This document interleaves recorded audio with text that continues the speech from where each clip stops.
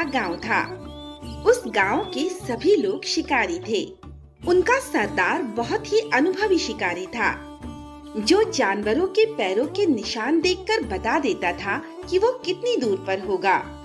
वो शिकार तो करता था, लेकिन सिर्फ उन्हीं जानवरों का जो या तो बूढ़े होते थे या फिर घायल होते थे। उनके अलावा वो सभी जानवरों को छोड़ देता था, जिस वजह से उसका नाम दयालु शिकारी पड़ गया था। आज तो हमें किसी बड़े जानवर का शिकार करना होगा। अगर आज बड़ा जानवर नहीं मिला तो हमारा परिवार आज भी भूखा रह जाएगा। बड़े जानवर मिलते तो बहुत हैं, लेकिन क्या करें, हमारा सरदार बहुत दयालु जो है, हर बार उनको छोड़ने को बोल देता है। आज हम उसकी बात नहीं मानेंगे। तू बिल्कुल सही कह रहा है लाला। आज अगर उसकी बात मानी तो ना जाने हम सबके परिवार का क्या होगा। वो तो ठीक है, लेकिन सरदार हैं कहाँ? अभी तक नहीं आए। एक काम करते हैं, आज उसके बिना ही शिकार करते हैं। हम ऐसा नहीं कर सकते। उसके जितना अनुभव हम किसी के पास नहीं है। वो जानवरों के पैरों के निशान देखकर बता देता है कि वो कितनी दूर होगा। हम उसके बिना शिकार नहीं कर सकते। माफ करना, आज मुझे आने में थोड़ी देर हो गई। चलो कोई बड़ा शिकार करते हैं। आज भी छोटा खरगोश ही हाथ लगा है। ऐसा लगता है जंगल के सभी बड़े जानवर खत्म हो गए हैं। लगता है जानवरों को ये पता चल गया है कि हम सब उनका शिकार करने आ रहे हैं।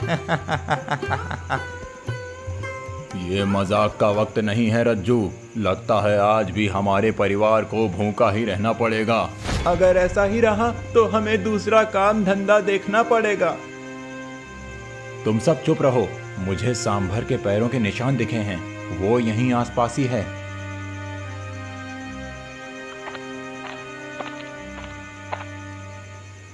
अभी कितना और चलना पड़ेगा? उस सांभर के पैरों के निशान नदी की तरफ गए हैं। हमें नदी के पास ही जाल बिछाकर वहीं छुपकर उसके जाल में फंसने का इंतजार करना होगा।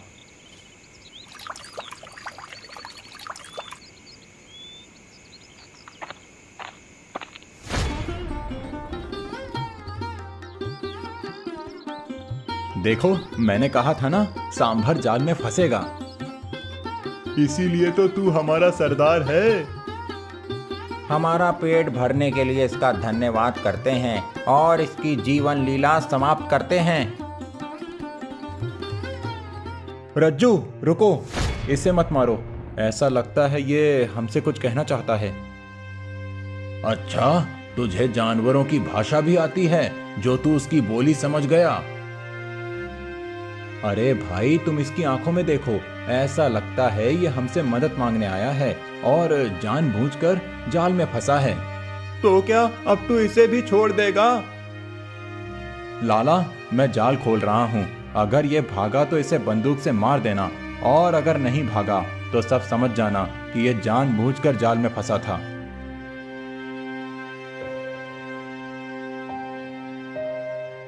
आज फिर एक शिकार हाथ से गया। लगता है ये हमें अपने पीछे आने को कह रहा है। हमें इसके पीछे जाना चाहिए।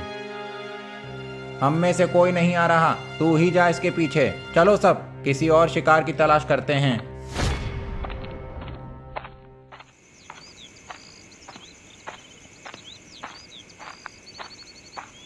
लगता है गड्ढे में कुछ है। अभी झांक कर देखता हूँ। अरे ये क्या? अंदर तो एक और सांभर है। लगता है ये इसका साथी है। ये इसी को बचाने के लिए मदद मांग रहा था। इसे बाहर निकालना पड़ेगा।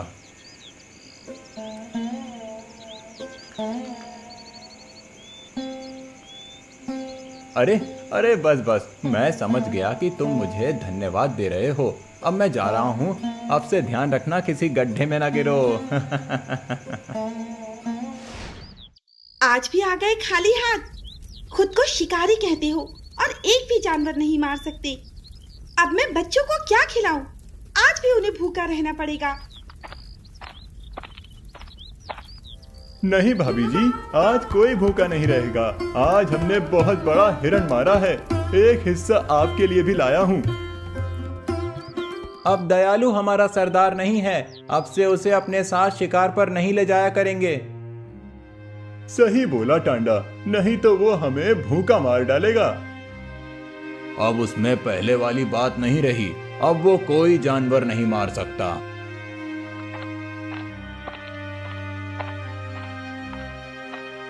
चलो आज भी कोई बड़ा शिकार करते हैं।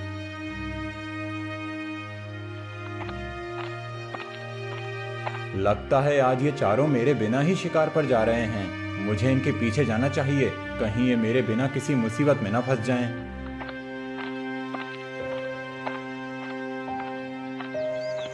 ये जंगल का वही हिस्सा है ना जहाँ दयालु हमें आने से मना करता था? हाँ बाघा, अच्छा हुआ हम उसे साथ नहीं लाए, नहीं तो वो हमें यहाँ आने से मना कर देता। यहीं पर हमें बड़े जानवर मिलेंगे। शिकार की तलाश में हम सब जंगल के बहुत अंदर आ गए हैं, लेकिन अब तक एक भी जानवर नहीं मिला। आज हमारे हाथ कुछ नहीं लगा, अब हमें खाली हाथ ही वापस लौटना पड़ेगा। सूरज भी ढलने वाला है।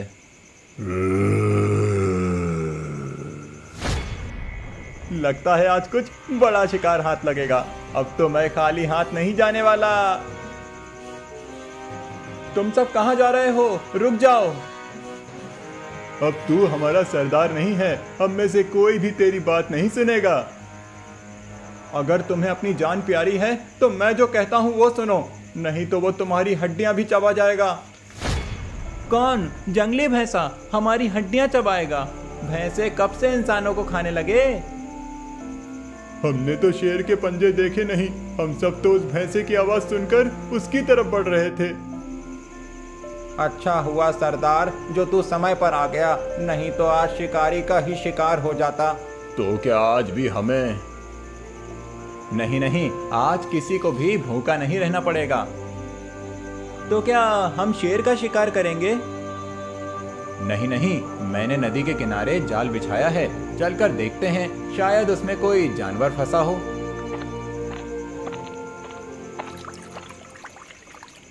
ऐसा मगरमच्छ तो मैंने पहले कभी नहीं देखा। कितना विशाल मगरमच्छ है, वो भी सोने का। क्या करें, इसे अपना खाना बनाएं या छोड़ दें? मुझे तो ये कोई जादुई मगरमच्छ लगता है, इसे छोड़ना ही ठीक रहेगा। मुझे पता था सरदार यही बोलेगा।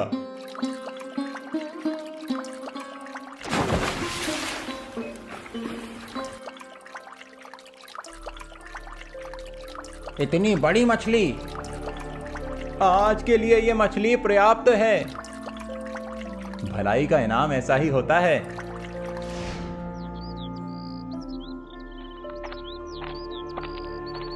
आप ही दयालु शिकारी हैं, मैंने आपके बारे में बहुत सुना है, मैं आपसे मदद मांगने आया हूँ। हाँ, मैं ही दयालु शिकारी हूँ। आप कौन हैं, कहाँ से आए हैं और मेरी क्या मदद चाहिए? मैं पहाड़पुर का रहने वाला भीमा हूँ। मेरे गांव में एक आदमखोर भेड़िया घुस आया है। वो गांव वालों के पालतू जानवरों को मार कर खा जाता है।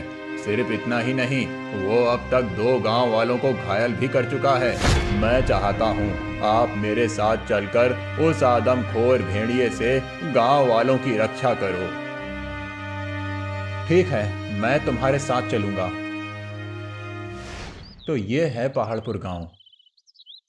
पहले ये गांव इस तरह वीरान और उजड़ा नहीं था। चारों तरफ चहल पहल हुआ करती थी, लेकिन जब से वो आदमखोर भेड़िया गांव में आया है, तब से उसके डर से कोई भी घर से बाहर नहीं निकलता।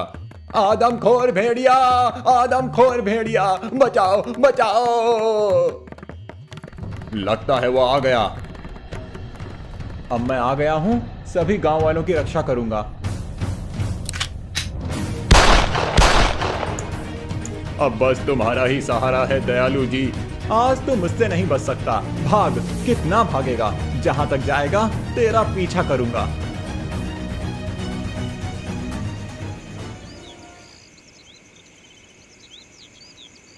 तो ये आदमखोर भेड़िया यहाँ रहता है। अब ये यहाँ से कभी बाहर नहीं निकल पाएगा। लगता है इनके खाने को कुछ नहीं है और ये भेड़िया अपनी पत्नी और बच्चों के लिए खाने का इंतजाम करने के लिए गांव में घुसता है। लेकिन भेड़िया तो झुंड में रहने वाला जानवर है, इसका पता लगाना पड़ेगा, लेकिन उससे पहले इनके खाने का इंतजाम करना पड़ेगा।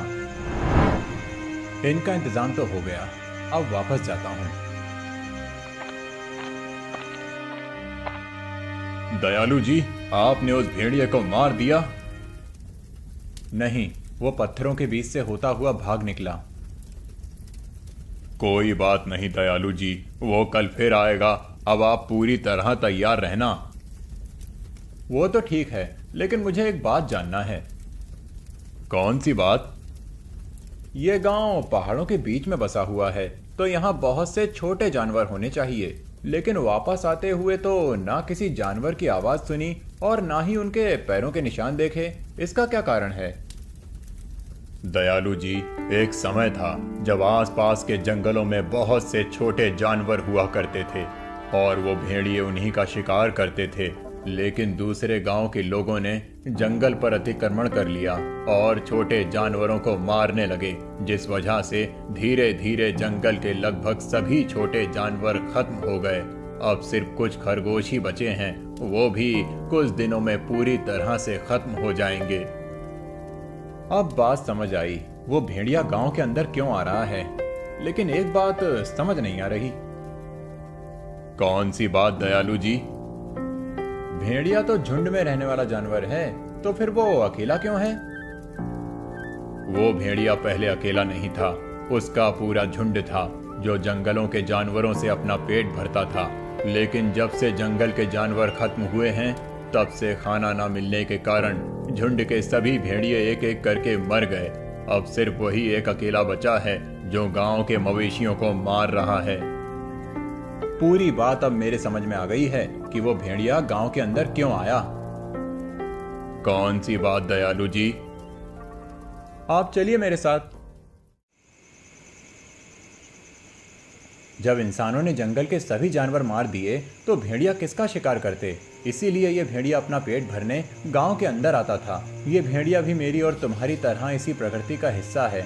हम इंसान इतने लालची हो गए हैं कि अपना हिस्सा भी खा रहे हैं और इनका हिस्सा भी।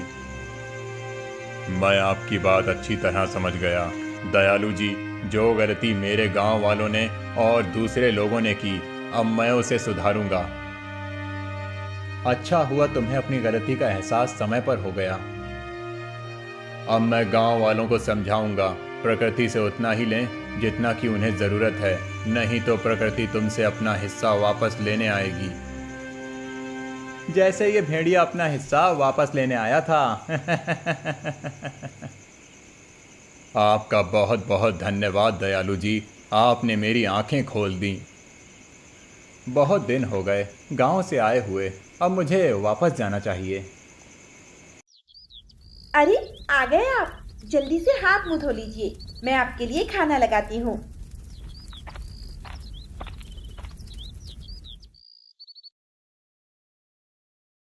आपने उस आदमखोर भेड़िए को मार दिया या फिर उस पर भी दया आ गई आपको दूसरे जानवरों की तरह? अरे भाई, वो भी हमारी तरह इसी प्रकृति का हिस्सा है, उसे भी जीने का अधिकार है। अगर कोई उसका खाना छीनेगा तो वो अपना खाना लेने तो आएगा ही ना। आप और आपकी बातें मेरी तो कुछ भी समझ में नहीं आता।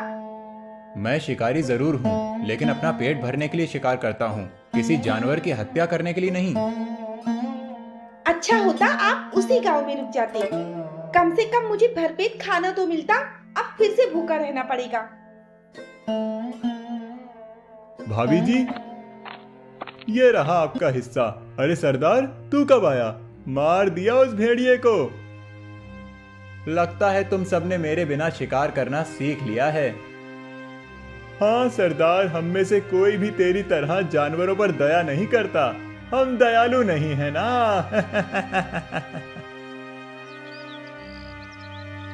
अब मैं इन्हें कैसे समझाऊं कि अगर एक तरफ से सब जानवरों का शिकार होता रहेगा तो एक दिन जंगल के सभी जानवर खत्म हो जाएंगे, फिर हम भी उसी भेड़िए की तरह हो जाएंगे। अब हमारा सरदार वापस आ गया है। अब हम उसके बिना शिकार करना सीख गए हैं। हाँ, सही कहा तूने। अब नहीं लगता कि हमें उसकी जरूरत पड़ेगी। तुम सब सही बोल रहे हो। जब वो नहीं था तो हम सभी जानवरों का शिकार कर लेते थे, लेकिन अब वो आ गया है तो पहले की तरह बोलेगा, ये गर्भवती है, ये बच्चा है, ये फलाना है, ये ठिकाना है, इसे छोड़ दो, अब हमें उसकी जरूरत नहीं है।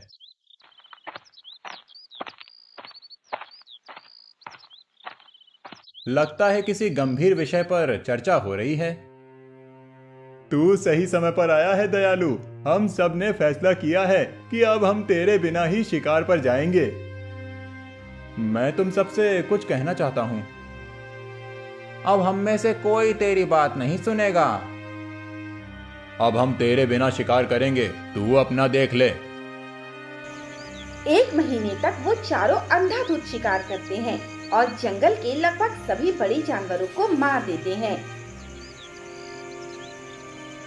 सुबह से शाम हो गई, लेकिन एक भी बड़ा जानवर नहीं मिला। 1 हफ्ता हो गया है, एक भी बड़ा जानवर हाथ नहीं लगा। ना जाने जंगल के सभी जानवर कहाँ चले गए। या तो हम शिकार नहीं कर पा रहे हैं या जंगल के जानवर खत्म हो गए हैं। अगर ऐसा ही चलता रहा तो हमारा परिवार भूखा मर जाएगा। लगता है हमने दयालु का साथ छोड़कर गलती कर दी है। उसके पास चलते हैं, वो हमारी मदद करेगा। वो सभी दयालु शिकारी को पूरी बात बताते हैं। मुझे जिस बात का डर था, तुम लोगों ने वही किया। हमसे गलती हो गई दयालु, अब हम क्या करें? जब मैंने तुमसे किसी गर्भवती या नवजात जानवर को छोड़ने को कहा था तो तुम मुझ पर गुस्सा करते थे। अब तुम्हें समझ में आया कि मैं ऐसा क्यों करता था। हाँ, अब सब आ रहा है। तुमने सभी नवजात और गर्भवती जानवरों का शिकार कर लिया है। अब जंगल में कोई जानवर पैदा ही नहीं होगा तो तुम किसके सहारे अपना भरण पोषण करोगे। प्रकृति ने सबका हिस्सा बराबर रखा है, इंसानों के लिए अलग और जानवरों के लिए अलग। लेकिन हम इंसान इतने लालची हो गए हैं कि अपना हिस्सा तो खा जाते हैं, साथ ही साथ जानवरों का हिस्सा भी नहीं छोड़ते। अगर ऐसा ही चलता रहा तो एक दिन प्रकृति का संतुलन बिगड़ जाएगा और फिर कुछ नहीं बचेगा, क्योंकि ये जितने भी जीव हैं वो सब एक दूसरे पर निर्भर हैं। हम इंसान खुद को सब जीवों से बड़ा समझते हैं, लेकिन हम उनके बिना कुछ नहीं हैं। समय रहते तुम सबकी आंखें खुल गईं। अब हम सब तेरी बात समझ गए सरदार। अब हम तेरी हर बात मानेंगे और प्रकृति से उतना ही लेंगे जितने की हमें जरूरत है। उस दिन के बाद वो सभी दयालु शिकारी की बात मानने लगे और उन्हीं जानवरों का शिकार करते जिससे प्रकृति का संतुलन बना रहे